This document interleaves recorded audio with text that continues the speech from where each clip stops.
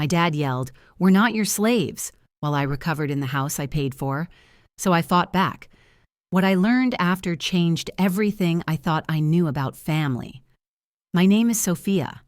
I'm 32, a software engineer in Seattle with hands that ache from typing and eyes that sting from staring at screens all night.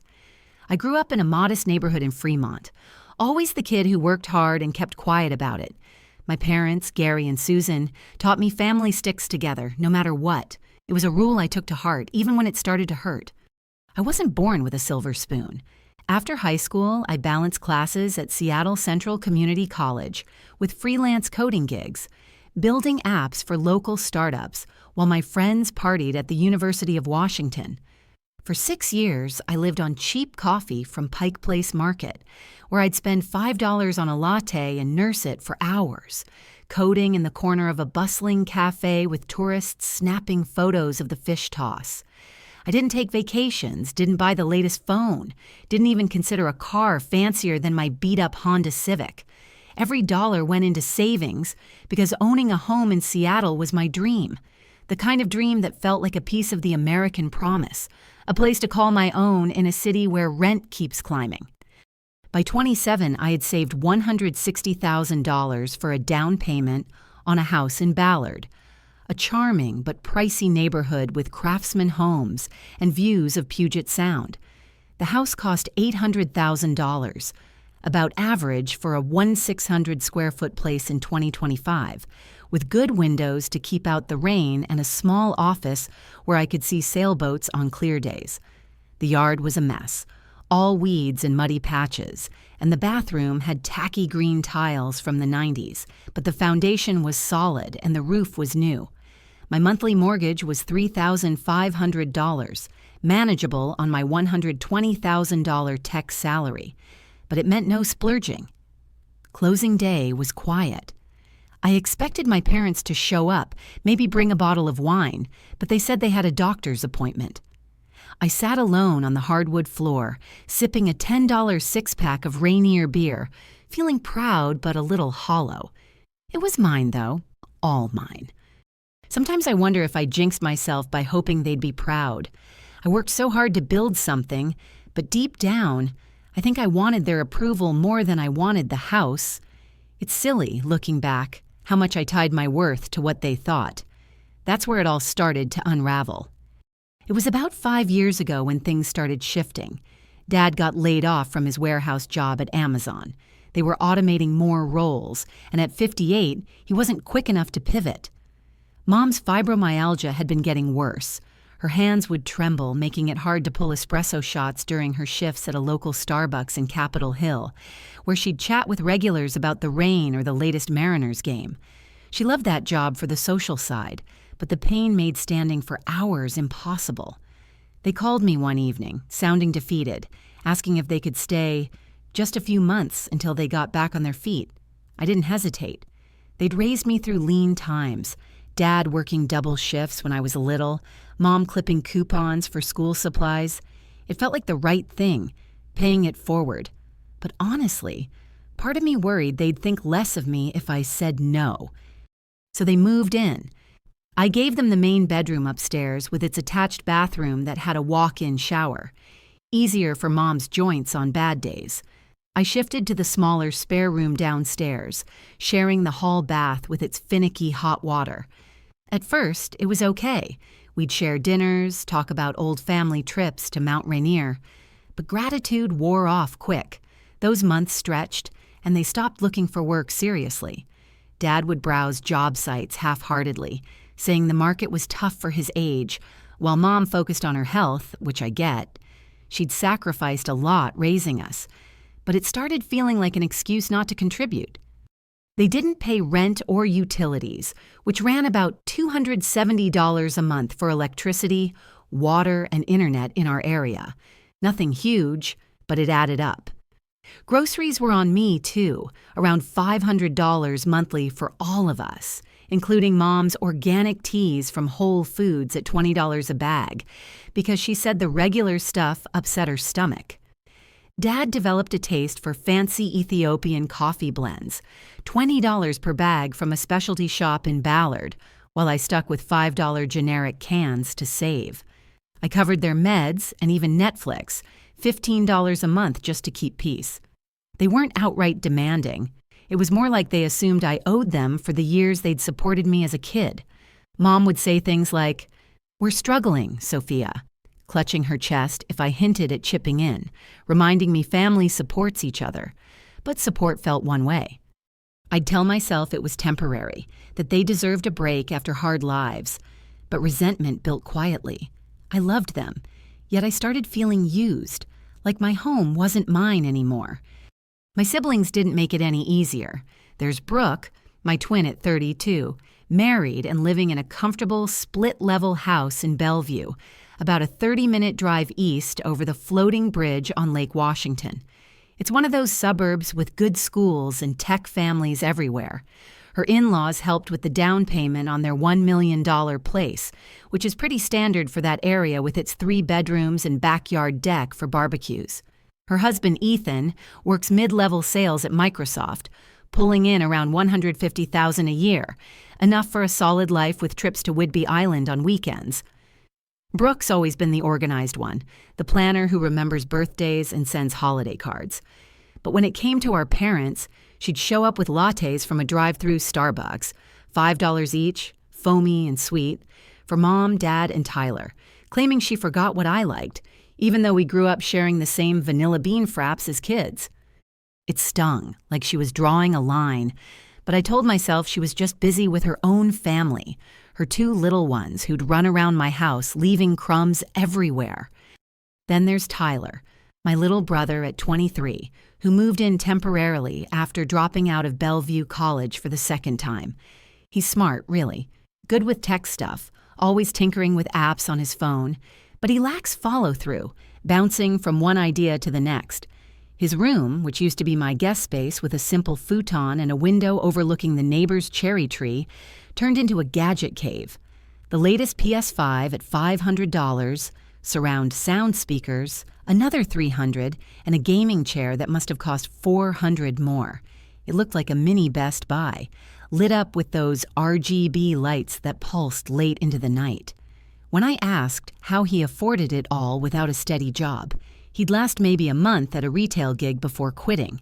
He'd just smirk and say, "Got connections," like it was some inside joke. I figured it was credit cards or side hustles, maybe even borrowing from friends, but it bugged me. Tyler wasn't mean.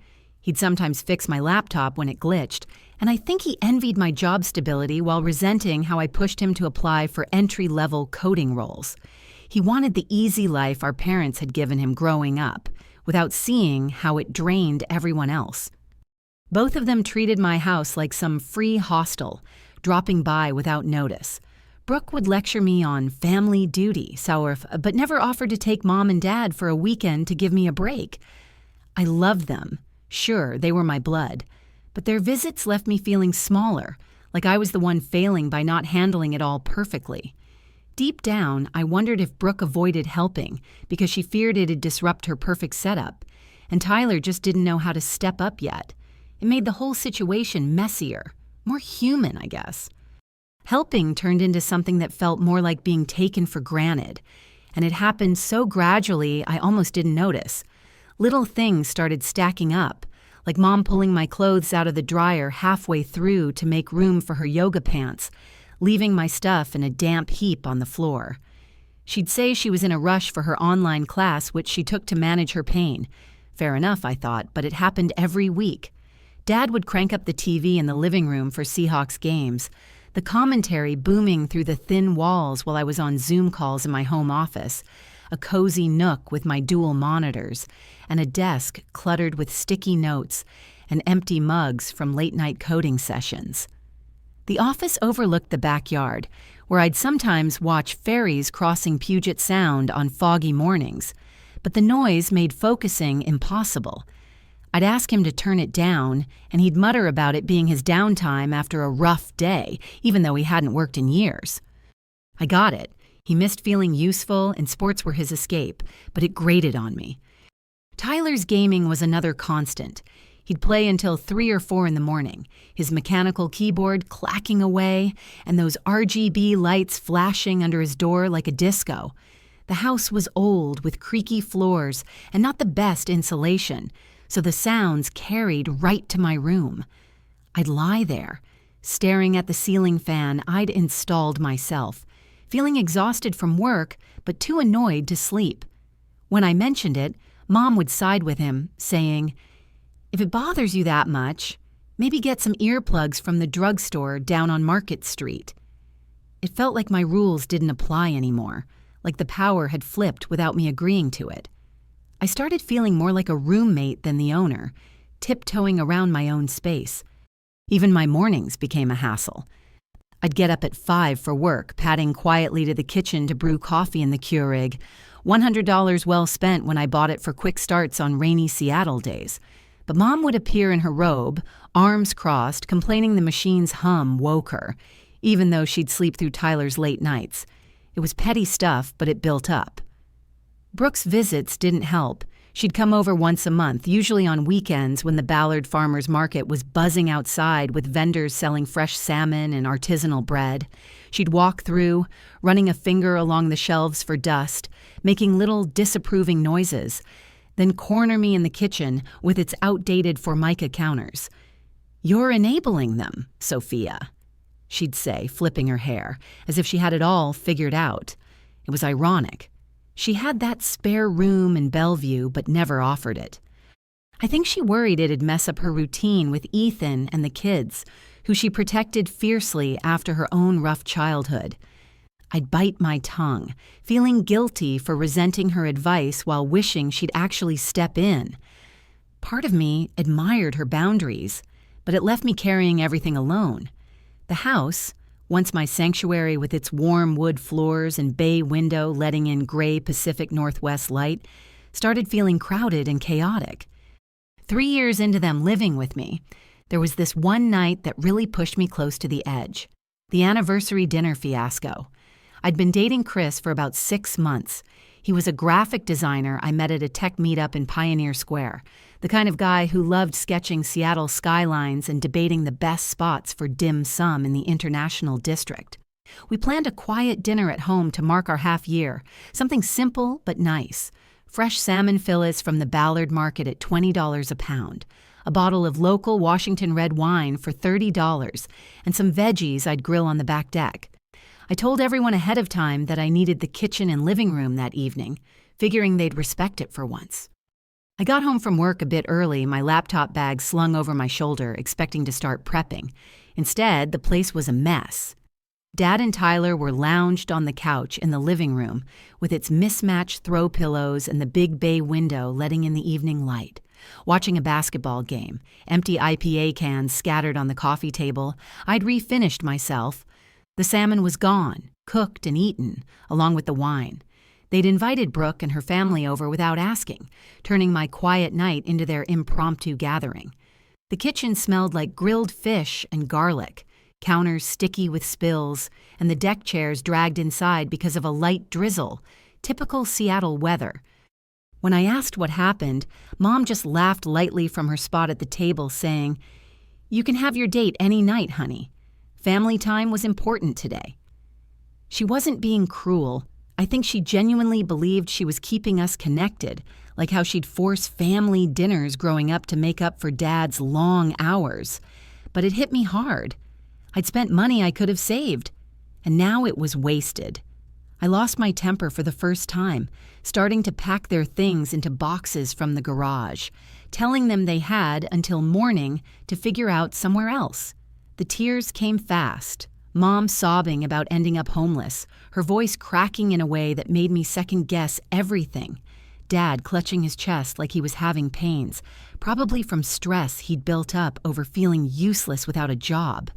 Brooke showing up with her kids, looking at me like I'd betrayed them all, her eyes wide with that protective fierceness she got when family was threatened. "What kind of daughter does this over a dinner?" she asked, and Tyler just sat there smirking, maybe hiding his own fear of having to stand on his own. I backed down, like always, apologizing and ordering pizza for everyone, $20 from a place down the street. Chris never called back after I explained. I don't blame him. Who wants that drama? I felt awful, torn between anger at them and guilt for overreacting. It was just food, right? But it wasn't. It was about respect, or the lack of it. My buddy Riley saw through the whole mess from the start. We met at a coding boot camp years ago in South Lake Union, the tech hub with sleek office buildings and food trucks lining the streets. He was switching careers from retail, and I was sharpening my skills for better gigs. Now he works as a barista at a cozy spot downtown near the ferry terminal, slinging espressos to commuters rushing for the Bainbridge boat. He's straightforward, no filter. The kind of friend who tells it like it is without making you feel small. One night, we were hanging in my garage, the only space that still felt somewhat mine, with its concrete floor stacked with old boxes and my dusty bike hanging on the wall. We cracked open some local IPAs over there because the house was too tense, and he said, "Your place is turning into a freeloader fest, Soph. They're playing you like you're the bank." He pointed his bottle at me, his face serious under the fluorescent light. I laughed it off at first, taking a sip and saying, "It's not that bad," even though his words hit home. Deep down, I knew he was right, but admitting it meant facing how much I'd let slide. Riley didn't push. He just laid it out. Brooke's house in Bellevue had that extra room with a view of the lake. Perfect for guests. Tyler could get a minimum wage job flipping burgers at $15 an hour, the state minimum, and find roommates on Craigslist. My parents could apply for assistance programs like unemployment extensions or senior aid through the city. They choose not to, he said, because you're the easy option. It made sense. They'd worked hard raising us during tougher economic times in the 90s, Dad hustling at odd jobs before Amazon, Mom piecing together part-time work around our school schedules. I think they felt they'd earned a rest, but it came at my expense. Still, I defended them a bit, saying, they've had it rough, feeling that pull of loyalty mixed with frustration. The house showed the wear, too. My office, once my quiet haven with ergonomic chair and plants on the windowsill, catching the rare sunbreaks, became a dumping ground. Tyler's old laptops piled on my filing cabinet, Brooke's kids' outgrown clothes in bags by the door, even Dad's random tools scattered around. When I tried to clear space for a project, Mom would poke her head in, saying the noise was bothering her rest. It was my sanctuary, but now it felt cluttered and ignored. I kept my mouth shut, kept paying the bills that seemed to creep up, extra utilities from all the lights and TV, more groceries as tastes got pickier, and kept picking up overtime at the firm, debugging code for apps that helped local businesses track inventory. I told myself things would improve, that they'd see I was struggling too, not just a wallet, but they didn't, and that hope felt foolish even as I clung to it. The breaking point came from a stupid accident that could have been avoided if I hadn't been so worn down. It was a Thursday, and we'd been slamming deadlines at work. My team at the software firm in Belltown, a bustling district with high-rises and coffee shops on every corner, was pushing an update for a client's inventory app. I'd pulled 12 straight days of overtime, logging in from home after hours, my eyes blurring from the glow of my screens in the dim office nook. Seattle commutes are rough anyway, especially on I-5 with its constant traffic and rain-slicked lanes. But that evening, a storm rolled in from the Pacific, sheets of water pounding the windshield. I was exhausted, my mind foggy from lack of sleep, when my Honda hydroplaned on a puddle near the Mercer Street exit. The road there dips and floods easily during heavy rains. I swerved to avoid a semi, but slammed into the concrete barrier. Concussion that left my head throbbing, a broken arm and a cast up to my elbow, a badly sprained ankle that swelled like a balloon, and whiplash that made turning my neck agony. I woke up in Harborview Medical Center, the big trauma hospital on First Hill with its sterile white rooms and beeping monitors, staring at the ceiling tiles under harsh fluorescent lights. The first face I saw wasn't family, it was Riley, who'd rushed over from his shift, still in his apron smelling like ground coffee. He looked uncomfortable, shifting in the vinyl chair by my bed. "I called your parents," he said. "They mentioned trying to come by later if the traffic cleared up." Traffic?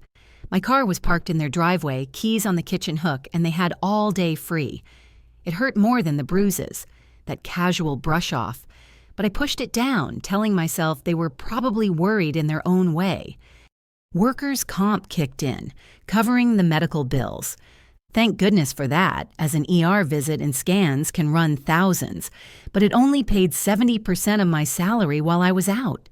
That meant about $5,800 a month after taxes, down from my usual $7,000, just enough to handle the $3,500 mortgage and basics like utilities and minimal groceries. No room for extras, like feeding 3 adults who didn't contribute. After 5 days in the hospital with nurses checking my vitals around the clock and the window overlooking the city lights, they discharged me with pain meds and a recovery plan. Riley drove me home in his pickup, the streets slick and shiny under street lamps. I felt grateful for him, but ashamed that my own family couldn't be bothered, like I wasn't worth the effort. Part of me rationalized it.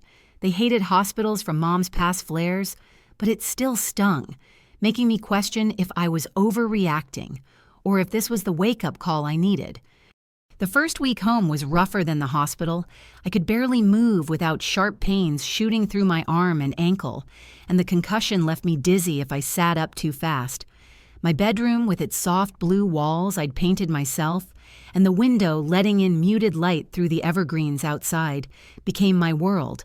A makeshift recovery zone with pillows propped up and a side table cluttered with water glasses and pill bottles. The meds had to be taken every 4 hours with food to avoid stomach issues.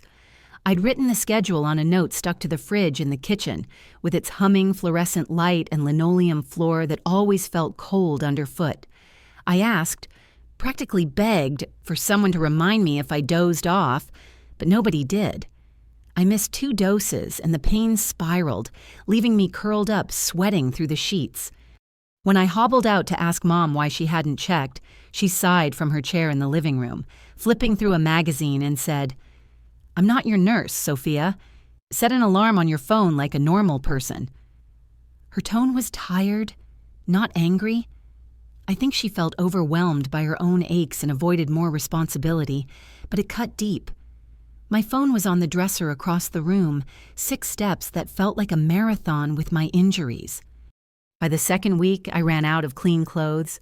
The laundry basket was too heavy to carry downstairs to the basement washer, a dim space with exposed pipes and the faint, musty smell of Seattle's damp winters. I asked Dad if he could toss a load in for me, just my basics, nothing fancy. He glanced up from his war documentary on the TV, the volume loud enough to rattle the windows, and said, "I'll get to it when I can," without looking away. 3 days later, I was still in the same sweatpants, stiff and uncomfortable.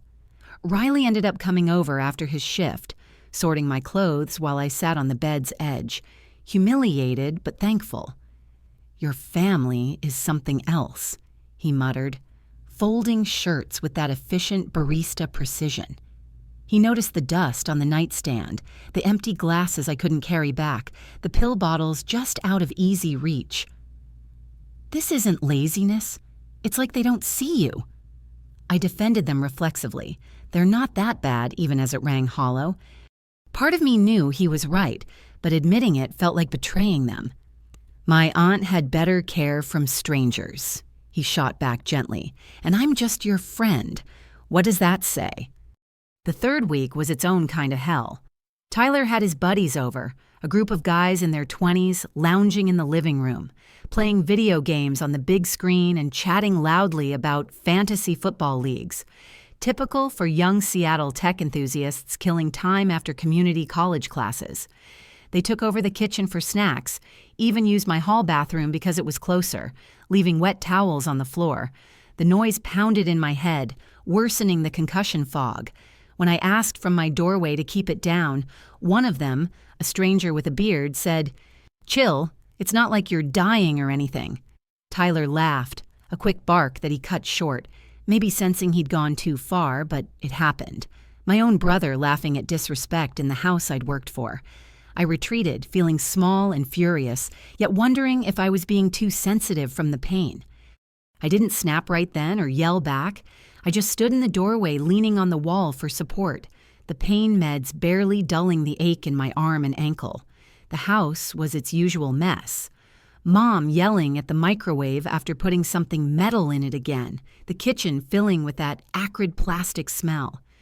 Dad dozed on the couch with a half-eaten sandwich crumbling on his chest, the TV blaring a History Channel show about World War II, so loud the windows vibrated. Tyler shouting into his gaming headset, his voice echoing through the thin walls. I asked Mom if she could make me something simple to eat, just a peanut butter and jelly sandwich, $5 worth of ingredients at most, but I couldn't reach the cabinets without agony twisting through me. She looked up from her phone, not angry but with this bored dismissal, and said, "We're not your slaves, Sophia." Dad didn't react, probably too wrapped up in his show to notice, or maybe avoiding the tension like he always did since losing his job. Tyler snickered without glancing away from his screen, a quick laugh that made my stomach drop. Brooke, who happened to be there dropping off some hand-me-downs for Mom, didn't even pause her scrolling as she added, "Maybe try meal prepping next time, Sophia. Planning ahead is basic adulting." It was like they saw my request as another burden, forgetting how much I'd carried for them. Perhaps they justified it by thinking they'd earned a break after years of parenting, but it left me feeling invisible. I didn't argue. I just said, "All right," and dragged myself back to my room, closing the door softly. My phone buzzed, Riley checking in, the one who'd driven me home from the hospital, picked up my prescriptions from the pharmacy on Aurora Avenue, and actually seemed to care without expecting anything back. I texted that I was fine, but that night, lying in bed staring at the ceiling I'd painted during my first weekend in the house, something shifted. I wasn't just physically hurt, I felt broken inside, like I'd given everything to people who saw me as a convenience. A roof, a paycheck, a servant. For what? Folks who couldn't even make a sandwich when I needed it most. I decided then they had to go. All of them. No more talks, no second chances. They'd taken enough from me. Over the next 3 weeks, I focused on healing enough to make it happen. Pain eased a bit. Each day, by week 4, I could hobble around without constant winces. That morning, I got up early and made coffee, ignoring the twinge in my arm from the motion. The kitchen was quiet for once, sunlight filtering through the window over the sink, catching dust motes in the air. I couldn't remember the last time the house felt peaceful, so I made my move. First, I called a local attorney in Seattle who handled landlord-tenant stuff. His office was in a brick building downtown near the monorail tracks. He explained that even without a formal lease, my family were legally tenants after living here so long, month to month at will under Washington law. I'd need to serve them a proper notice to vacate, 30 days standard to be safe, though 20 might suffice. "Since there's no rent paid and no agreement, you're on solid ground," he said. "But family cases get emotional. Document everything." It made sense. Simple rules to protect everyone. But it felt weird applying them to my own parents. Next, I called Riley. He came over right away, helping me move important paperwork and valuables to a storage unit near Fremont, the artsy neighborhood with its quirky statues and breweries.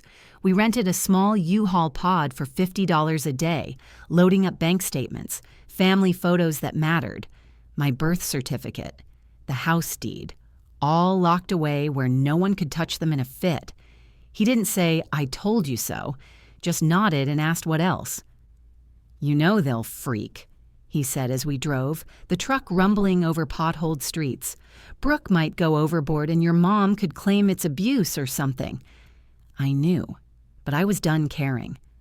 Or at least, I told myself that, even as a knot of guilt twisted in my gut for upending their lives. The eviction notices arrived the next day by certified mail, crisp white envelopes from the lawyer's office. I placed them on the kitchen table, right where they couldn't miss them, next to the fruit bowl with its wilting bananas and the stack of mail I always sorted. Then I went to my room and locked the door, heart pounding despite my resolve. The blow-up came fast, just like I expected. Mom's wail echoed through the house, high and piercing, like I'd hurt her physically. She paced the hallway, clutching the paper, tears streaming as she called me ungrateful. I think her reaction came from pure panic. She'd built a comfortable routine here, avoiding the uncertainty of starting over at her age. But it made her lash out. Dad's heavy footsteps thumped back and forth, his voice gruff as he muttered about betrayal, probably masking his own fear of facing the job market again after so long. Tyler pounded on my door, yelling threats about what he'd do when I came out, his anger raw like a kid losing his safety net. Deep down, I suspected he knew he should have stepped up sooner. Brooke showed up within an hour, her car screeching into the driveway. She must have sped over the bridge from Bellevue. She banged on my door too, shouting, "You can't do this, Sophia. This is emotional abuse. They have nowhere to go." Her voice cracked with that mix of fury and protectiveness, like she was defending the family unit she'd idealized to make up for our chaotic childhood.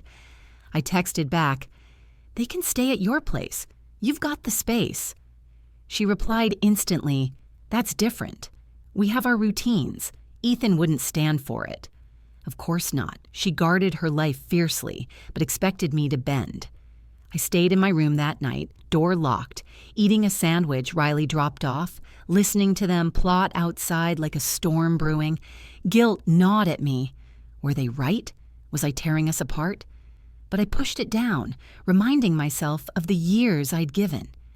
What I didn't expect was the sabotage.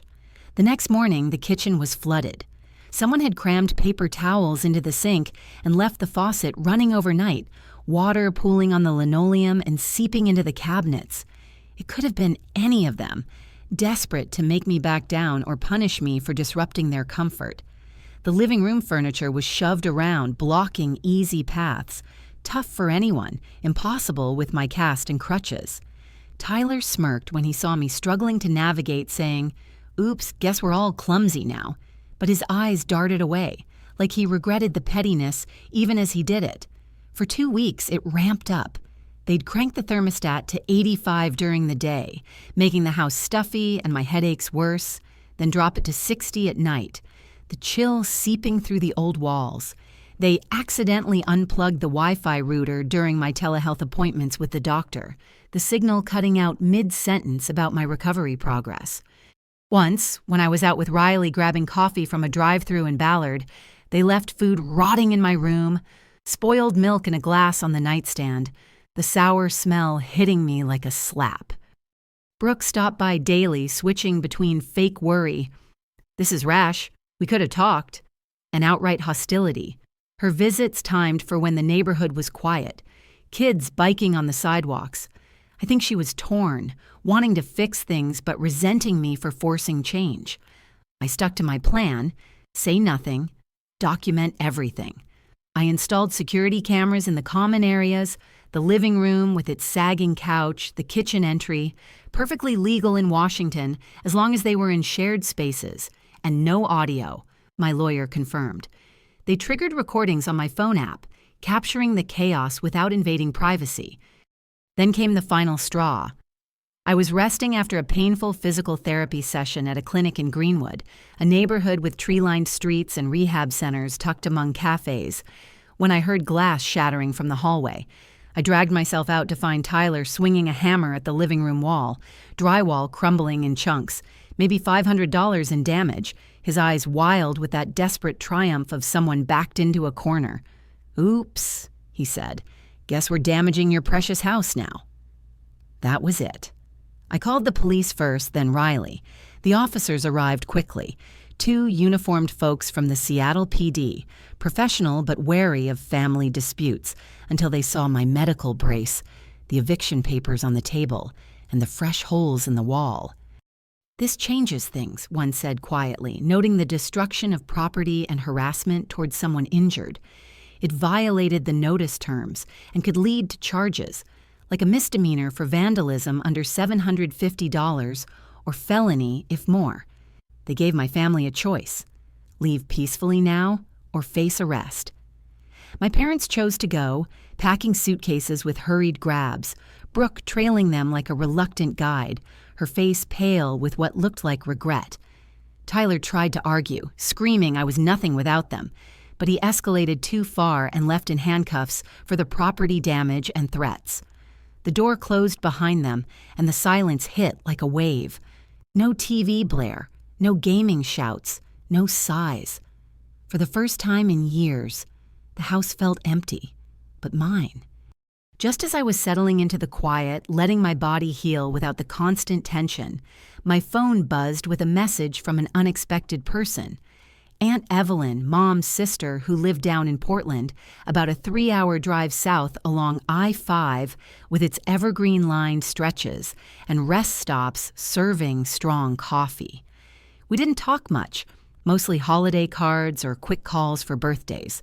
She was the quiet type, a retired librarian who spent her days gardening in her small bungalow near the Willamette River, tending roses and reading mysteries on her porch.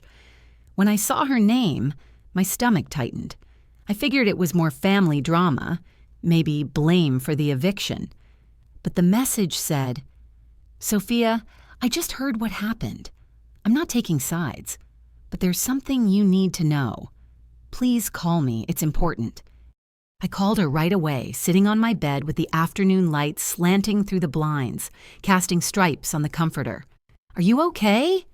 she asked on the first ring, her voice soft but steady, like she was choosing words carefully. "As okay as I can be with a broken arm and no family left," I said, trying to sound light, but hearing the bitterness creep in. "About that," she replied, pausing. "Did you ever wonder how your parents managed money all these years while staying with you, or how Brooke afforded her house?" I hadn't really. I'd assumed Ethan's job covered it, and my parents had some savings tucked away from Dad's old 401k or Social Security checks that started coming in small amounts. "Your grandmother didn't just leave knickknacks when she passed," Evelyn continued. "She left nearly $750,000 in assets and cash from selling her old house in Queen Anne. The market was booming back then, and that craftsman fetched a good price even in 2017. My mind blanked for a second, the phone heavy in my hand. "What?" I managed. "Yes, Sophia. It was to be split evenly between your mom, Aunt Haley, and me, but Grandma specified a third for the grandkids, meaning you got roughly $250,000. The number hit like a wave. That was life-changing money, enough for a down payment anywhere or investments to ease the grind. No one told me because Mom convinced everyone I wasn't responsible enough. Yet, she and Brooke would manage it until I settled down. That was 8 years ago, right before I bought my house." "Are you saying they kept my inheritance from me?" I asked, voice steady but my free hand clenching the sheet. "That's exactly it," Evelyn said. "And worse, they spent it. Paid off Brooke's mortgage, about $200,000 to clear it early. Funded Tyler's college attempts and his gadgets, maybe $20,000 there. Covered your parents' debts and let them retire easy, another $30,000 or so." It all clicked. The snide comments about my unreliable finances, Brooke's lectures like she knew best, my parents' lack of urgency to work.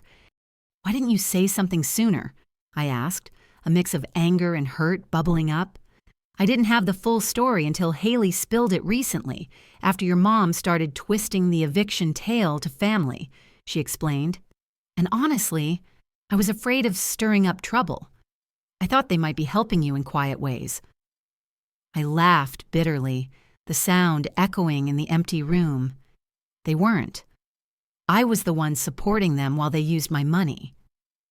After a pause, Evelyn said, "I have a copy of the will and Haley's sworn statement about the mishandling. If you want to pursue it legally, we'll back you." The irony wasn't lost on me. While I'd been grinding 60-hour weeks, skipping vacations to afford my modest Ballard home, my family had been sitting on cash that was mine.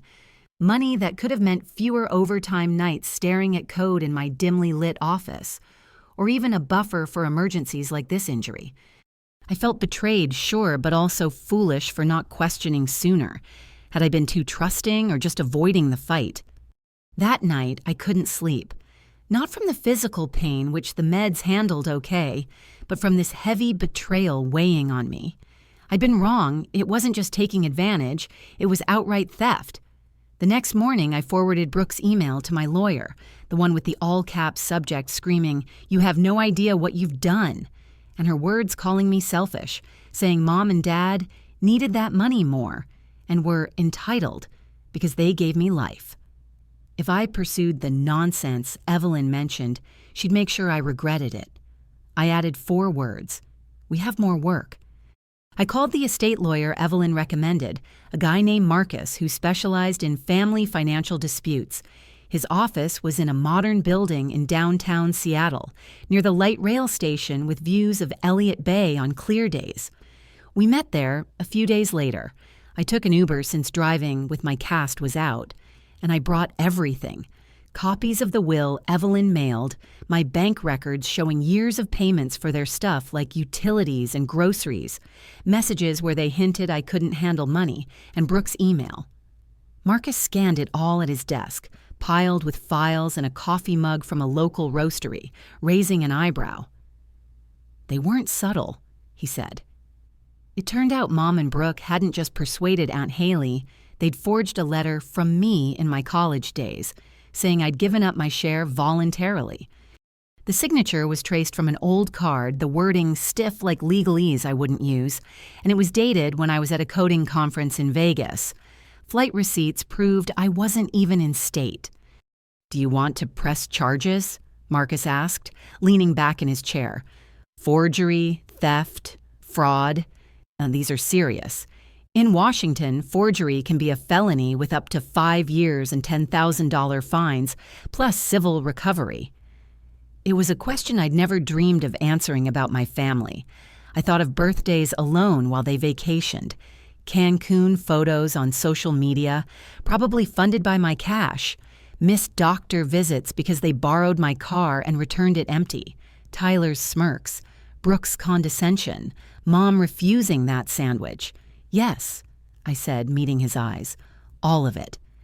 The process took 8 weeks, dragging through depositions and hearings that ate into my sick leave. I'd saved it up over years at the firm, but it burned fast with half-days for court. Marcus built the case methodically. Haley's statement confirming the even split and her being misled. Evelyn's old family texts where Mom and Brooke discussed handling Sophia's portion, my records of support, medical reports on my injuries, Brooke's threats. I returned to light duty at work after clearance, sitting at a desk in the open plan office with its buzzing fluorescents and views of downtown high-rises, reviewing code instead of writing it. Pay the same, but it felt like a step back. Brooke tried every trick when summoned, begging, "This will destroy us." Anger, "You're tearing the family apart." Silence. My parents went guilt to denial. "We were going to tell you," Mom claimed over the phone, waiting for the right time. After 13 years? The case cracked during Mom's deposition in a bland conference room smelling like stale coffee. Nervous, she admitted, adjusting the letter to sound official. Marcus pressed, "So Sophia didn't write it?" She stammered, "I improved it." That slip unraveled everything. Bank transfers labeled Sophia's portion went to Brooke's mortgage and vacations. Tax filings showed parents' retirement accounts from it. Credit statements had Tyler's gaming buys. The judge wasn't impressed by excuses. Brooke claiming it was a gift, parents saying they'd repay eventually, Tyler shrugging, "Mom and Dad bought it." Verdict came a month later. They repay my full share, plus interest, nearly $300,000. About $50,000 added at 5% annual compound over 8 years, standard for fraud recovery in civil court. They got sanctioned for forgery, ordered formal apologies on record. No prison since I focused on civil side to get the money back without more family ruin, but it stung them. I didn't feel triumphant, just empty, like winning a fight that shouldn't have happened. Still, that money meant security I'd earned twice over. 2 weeks after the ruling, they showed up unannounced, all of them, pulling into the driveway in Brooke's SUV, the engine ticking as it cooled in the damp Seattle air. I was still using a cane for my ankle, hobbling around the house that finally felt spacious again, with sunlight streaming through the cleaned windows without interruption. I opened the door but kept the security chain on, peering out at them on the porch, where I'd hung a simple wind chime that tinkled in the breeze off the sound. Brooke's face was flushed, that self-righteous anger I knew too well, her hair pulled back like she meant business. Dad looked deflated, eyes on the ground, hands in his pockets, maybe regretting how far things had gone, but too proud to say it. Mom was crying, the kind of tears that came easy when she felt cornered, dabbing at her eyes with a tissue from her purse. "You've destroyed this family," Brooke started, her voice shaking as she stepped closer. "I hope you're happy now." Dad shifted uncomfortably, and Mom sniffled louder. "What do you want?" I asked flatly, gripping the door frame. "We came to talk sense into you," Brooke replied. "This lawsuit, taking all that money, it's despicable after everything we've done." I almost laughed, but it came out as a sigh. Everything they'd done? Like hiding my inheritance, living rent-free for 5 years, ignoring me when I was hurt.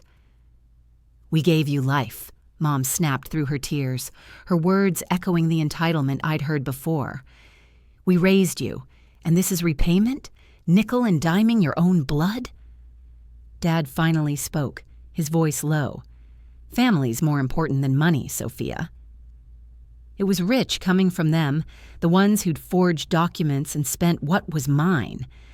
"That's funny," I said calmly, "coming from people who stole $250,000 from me. Where was that when you were faking letters in my name?" Tyler, lurking behind, spat, "You're an ungrateful piece of crap. Think you're better than us? You're nothing." His words stung, but I saw the desperation in his eyes, like a kid lashing out because his world was crumbling. Brooke tried pushing the door, insisting, "We're not leaving until you see reason." I held up my phone, showing the security app with their faces clear on the porch feed. "I'm recording this. You have 30 seconds to go or I call the police." They hesitated, glancing at each other. Mom's sobs ramping up, Dad looking tired, Brooke glaring one last time. Tyler kicked my porch plant, shattering the pot into dirt and shards. "This isn't over," Brooke called as they piled back in. I closed the door, watching on the feed as they argued before driving off. The next day, I filed for a restraining order at the King County Courthouse, a massive building in downtown with echoing halls and security scanners at the entrance. The judge granted it based on the footage, Tyler's prior vandalism, and the threats, keeping them 500 feet from my home or work, standard in Washington for harassment cases, to ensure safety without overreach.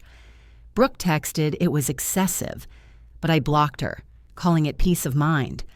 Word spread through extended family. Most stayed neutral, but a few cousins messaged support, one saying, "I always wondered about that inheritance. Grandma would have wanted you to stand up." An uncle called, "Suspected something off. Proud of you." My parents crashed with Brooke and Ethan temporarily, but karma hit quick. Within 2 months, Ethan had enough of the chaos.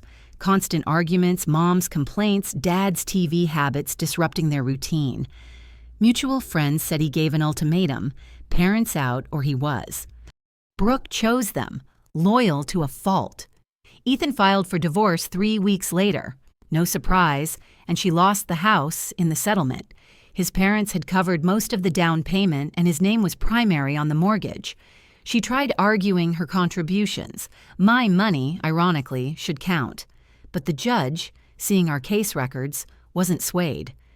They ended up in a 2-bedroom apartment in Kirkland across the lake, renting for about $2,800 a month, market rate for a basic place with a small balcony overlooking strip malls.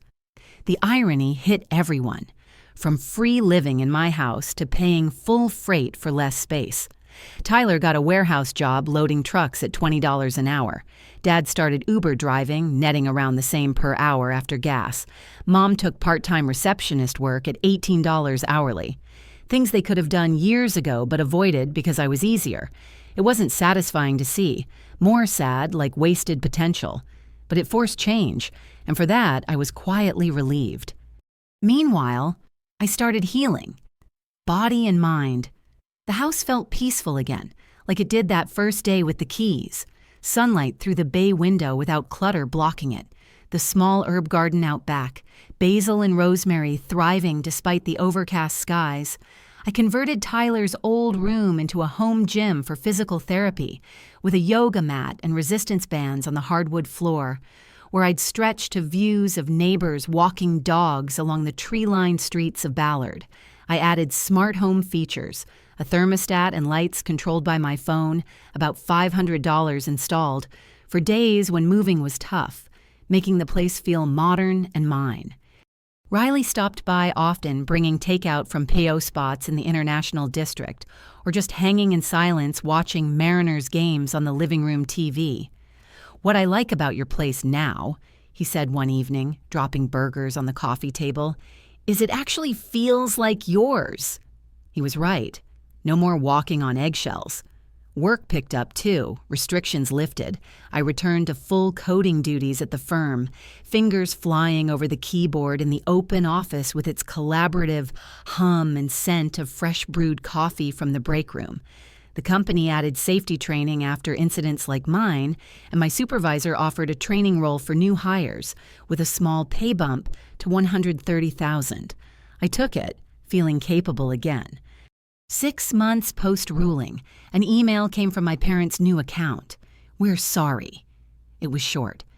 "We know we treated you badly, took your kindness for granted, betrayed your trust. Truly sorry for it all. Hope someday we can fix things. Miss you, Mom and Dad." I deleted it without replying. Some hurts run too deep. Forgiveness might come, but not yet. I still felt that mix of anger and pity, wishing they'd learned sooner. The money transferred per court order, $300,000 hitting my account. I used part for renovations I'd delayed, new insulation in the attic for $2,500 to cut heating costs in Seattle's chilly winters, a quiet water heater for $1,200, replacing the old one that groaned like a freight train.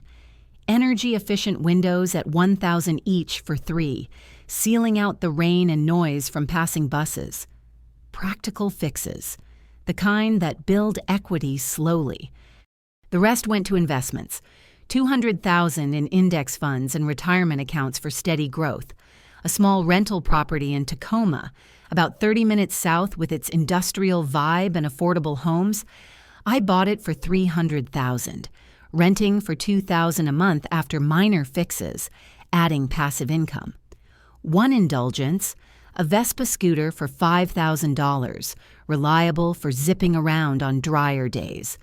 Helmet strapped as I rode to Golden Gardens Park, wind whipping past with the salty sea smell and kite flyers on the beach. Pure freedom, no one else with claims on it. Holidays passed without the old gatherings. Thanksgiving with co-workers at a potluck in someone's Capitol Hill apartment. Christmas solo with lights on my own tree, making new traditions like baking cookies from Grandma's recipe.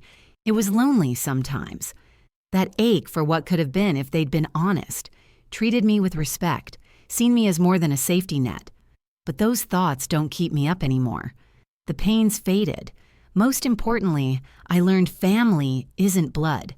It's respect and mutual care. Riley mentioned last week over takeout, "You've been like a hermit, time to get out there." Maybe he's right. Maybe it's time for something new. After all, the house is mine again, and this time I'm keeping it that way.